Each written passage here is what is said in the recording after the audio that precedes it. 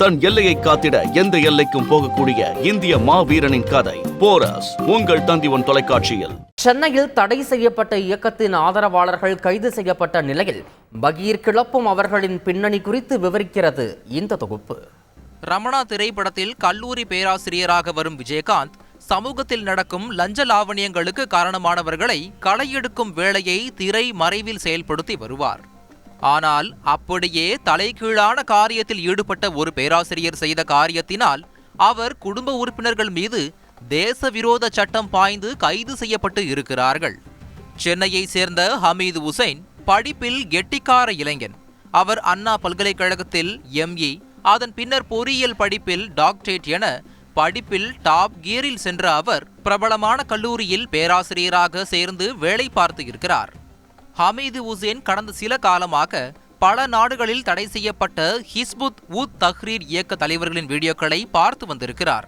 இந்த இயக்கத்தின் கொள்கைகளால் ஈர்க்கப்பட்ட ஹமீது ஒரு கட்டத்தில் பேராசிரியர் வேலையை விட்டுவிட்டு முழு நேர ஆதரவாளராக மாறியிருக்கிறார். இதன்பின் தனது வேலையை வீட்டிலிருந்தே தொடங்கி இருக்கிறார். அதாவது தனது வசீகரிக்கும் பேச்சினால் தந்தை முன்சூர், சகோதரர் அப்துல் ரஹ்மான் என இருவரையும் ஹிஸ்புத் உத் தஹ்ரீர் இயக்க ஆதரவாளராக மாற்றியிருக்கிறார். அடுத்த கட்டமாக சென்னையில் பல இடங்களில் ரகசிய கூட்டங்களை மூவரும் நடத்தியதாக கூறப்படுகிறது. கொஞ்சம் கொஞ்சமாக ஆதரவாளர்களின் எண்ணிக்கையும் கூட ஆரம்பித்துள்ளது.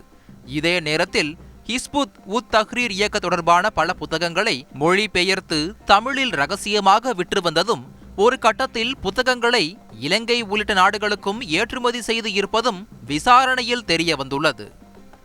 வாட்ஸ்ஆப்பில் ரகசிய கோடுகள் அனுப்பி பல ரகசிய சந்திப்பும் நடைபெற்ற நிலையில் மாவட்டத்துக்கு ஒரு நிர்வாகி என நியமிக்கப்பட்டு ஆதரவாளர்களை பெருக்கும் வேலையும் நடந்து வந்துள்ளது.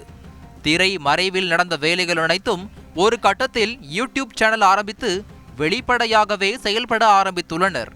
உஷாரான உளவுத்துறை அதிகாரிகள் ஹமீது உசைன், சகோதரர் அப்துல் ரஹ்மான், இவர்களின் தந்தை மன்சூர் உட்பட 6 பேரை கைது செய்தனர்.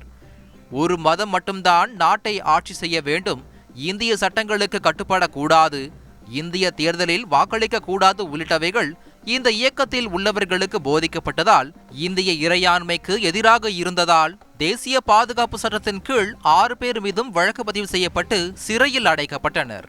தன் எல்லையை காத்திட எந்த எல்லைக்கும் போகக்கூடிய இந்திய மாவீரனின் கதை போரஸ் உங்கள் தந்திவன் தொலைக்காட்சியில்.